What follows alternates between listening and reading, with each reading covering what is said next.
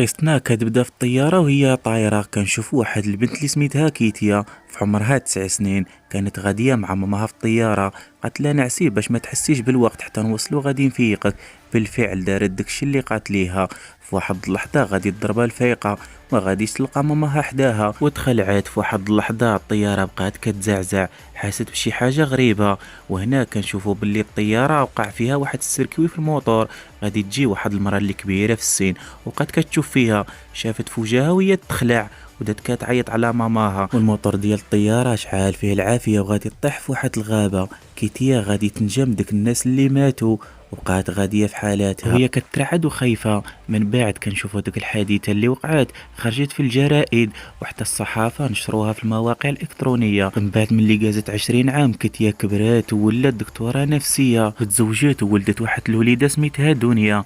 هنا غادي يجيو عند الصحافه باش غادي يسولوها، قالوا لها شنو الشعور ديالك ملي ركبتي في اول مره في الطياره؟ قالت لهم انا كنتغلب على المخاوف ديالي. قالوا لها حنا عرفنك غادي تمشي تشوف على الاب ديالك، وسماو على كيتيا الناجيه الوحيده. وقالوا لها شنو الشعور ديالك باش غادي هاد المره الثانيه تركبي في الطياره؟ كيتيا قالت للصحافي انا ما كنبغيش شي حاجه تسيطر لي على المشاعر ديالي، وانا زيدون كيعجبني نتحدى شي حاجه ما نخليهاش تاثر لي على المشاعر ديالي. ثاني يوم كنشوفوا كيتيا وبنتها غادي يمشيو باش يمشيو يسافروا. غادي يركبوا في الطياره وغادي يمشيو في نفس داك النهار اللي كانت وقعت لها ديك الحادثه ملي كانت مازال صغيره. دخلت وغادي تحط الماليطه ديالها وغادي يقرروا باش يجلسوا اللور. وجبروا الطياره خاويه ما كاينش الركاب بزاف. غادي يجي واحد الشخص اللي سميتو جوني، غادي يحط الماليطه ديالو. قال لهم واخا نجلس حداكم؟ قالوا له مرحبا. جلس حداهم وبقى كيدي ويجي في الهضره. كنشوفوا واحد المراه وراجلها اللي سميتو داني وهي سميتها ايا وبقاو جماعين. في واحد اللحظه كنشوف واحد الشخص اللي سميتو انيس كالرسام. غادي تبدا واحد العاصفه والطياره ما بغاش تقلع وغادي يحسوا بشي حاجه كاينه. غادي يعيطوا المسؤول اللي تما، قالوا لا حل لينا الباب باش نخرجوا. قالت لهم لا راه ما كاين حتى شي حاجه. سمعاتهم كيتيا وجات لعندهم قالت لهم راه ما تخافوا حتى من شي حاجه، راه ما غادي يكون والو. طمأنت عليهم وغادي تمشي في حالاتها. حست براسها موتره ودخلت للطواليت باش غادي تشرب الدواء ديالها. ملي دخلت غادي تلقى راسها في واحد الدار القديمه ملي كانت مازال صغيره. وقرر باش تحل الباب ديال بيتها. ملي حلاتو غادي تلقى راسها في الطياره. وهنا عرفت راسها داكشي غير تخيلات وغادي تخرج. ومشات جلست حتى جوني وغادي تحشي الدواء ديالها في الشكاره. ملي شافها كتجرب الدواء قال لها نعسي باش ترتاحي. بنتها غادي تقول لجوني باللي هاد الشيء راه عادي، ماما ملي كانت مازال صغيره وهي كتشرب هاد الدواء من شحال هادي. وانا كنشوف الطياره دخلت في وسط واحد العاصفه والركاب اللي كانوا تما كلهم نعسوا. في واحد اللحظه غادي يبقى يشعل واحد الضوء احمر من الطياره وكيتيا ما شافتوش، كانت ناعسه كتحلم راسها ملي كانت مازال صغيره مع ماماها. وغادي تبان لها ماماها في واحد الصيفه. قالت لها ماما مالك انتيا مبدله؟ قالت لها بنتي انت غير جاتك هاد الحاله وناضت تغسل المواعن. ملي ناضت تغسلهم غادي تبان لها كدير بحال شي روبو وغادي تخلع منها. غادي تبان لها في واحد الصيفه ملي كانت مازال في ديك الطياره وجات لعندها ديك المراه العجوزه وتخلعت منها بزاف وهي تفيق. في ديك اللحظه الطياره واجهت واحد العاصفه والركاب اللي كانوا تما تخلعوا وواحد الشخص غادي يسخف وغادي يطيح. دخل معاه الزيار. كيتيا شافته في واحد الشكل مبدل غادي تخلع منه وعرفت راسها باللي جات هذيك الحاله. شافت جوني كيشوف فيها قال له مالك؟ قالت له ما مالي والو. عرفت راسها باللي غير الحاله جاتها والطياره ولا فيها الخطر بزاف. جات الموظفه وبقات كتهدنهم ولكن هما ما تاقوش. هنا كيتيا غادي تمشي عند بنتها وغادي تعنقها حيتاش فكرت داكشي اللي وقع ليها ملي كانت صغيره. وهنا كنشوفوا باللي الموظفه بقات كتقول لهم غير رجعوا لبلايصكم. جا واحد الشخص بقى كيقول لها انت هي كدير لنا الخطر. هنا كيتيا شافت ديك المراه العجوزه اللي كانت مازال صغيره وجات ليها وغادي تقول لجوني واحد المراه كتجي لي وقيله باغا تنتقم مني.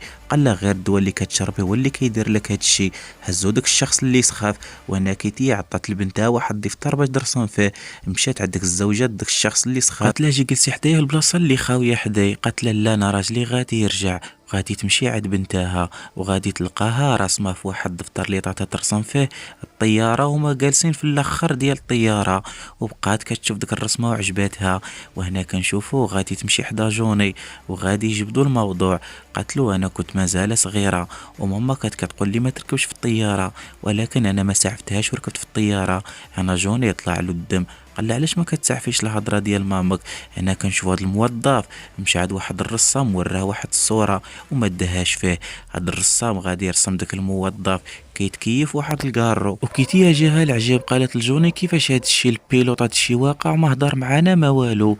وهنا قال لها جوني هاد الشيء عادي، شافت بنتها كتهضر مع شي واحد، ملي دارت ما غادي تلقى حتى شي واحد. قالت لها مع من كنتي كدوي؟ قالت لها مع صاحبتي، وقالت لي باللي انت غادي تخلي عليا. وبقى فيها الحال وغادي تعنقها. قالت لها بنتي انا مستحيل غادي نسمح فيك، انت هي اللي عندي وعزيزه عليا بزاف. من بعد دخلت ديك الموظفه قالت لهم غادي نبدلوا وجهه الرحله في السبب ديالها العاصفه وغادي نقوموا بالهبوط.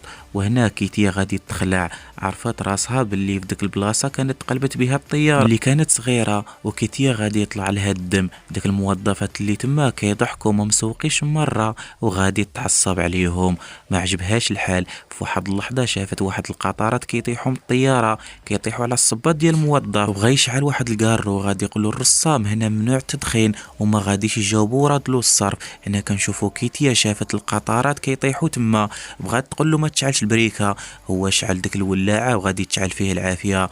وهنا غادي يغطيوه باش لحمو ما تخماش. هنا كيتيا غادي تلقى راسها داك الشيء غير كتخيلو، طلت في السرجم ديال الطياره شافت راسها جالسه في الدار، وجات لعندها بنتها قالت لها حنا غادي نسافروا ما غاديش تلقى بنتها، بقات كتقلب عليها. في واحد اللحظه الناس اللي كانوا راكبين تما قالوا لها مالكي ناعسه في الارض، وغادي تضربها الفايقه. عرفت راسها باللي غير كتخايل، وغادي تشوف بنتها جايه كتجري غادي تعنقها. قالت لها ماما ما تسمحش فيا. قالت لها لا ما نسمحش فيك. هنا كنشوفوا جا عندها جوني قال لي يلا نشوفوا لهذاك الموظف. مشاو كيشوفوا عليه باش غادي يداويوه. هي بقات كداوي يدها بالفاصمه حيتاش كانت والاتها العافيه.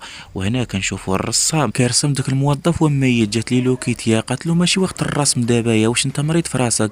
جا عندها جوني قال لا ما تغوتيش بنتك ما خصهاش تشوفك كتغوت.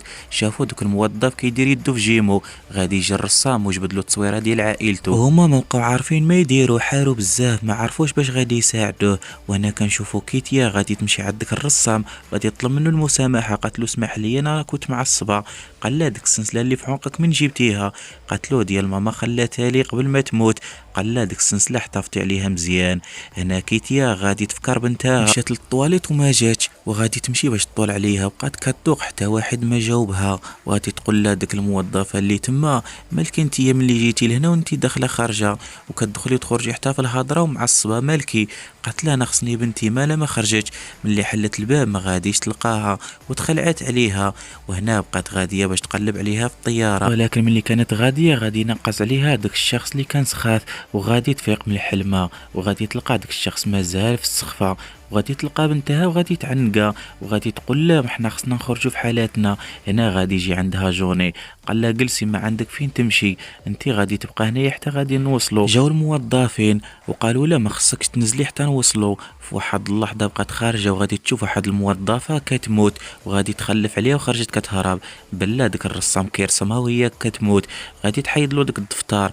ملي بقات كطول في داك الوراق غادي تلقاه رسم كاع داك الشيء اللي وقع تما. في واحد اللحظه غادي يطير من حداها وحسب ليها داك الشيء غير كتخيلو، ومشات كتجري لغرفه الانقاذ وما بغاتش تحل ليها الباب. غادي تفركعها وغادي تدخل. ملي حالت الباب غادي تلقى راسها في نفس الطياره وغادي يدخلها العجب ما فهمت حتى شي حاجه، وبدات غاديه عاوتاني وغادي تلقى راسها في نفس الطياره وشافت بنتها كتعيط لها من واحد البلاصه وما عرفت حتى شي حاجه.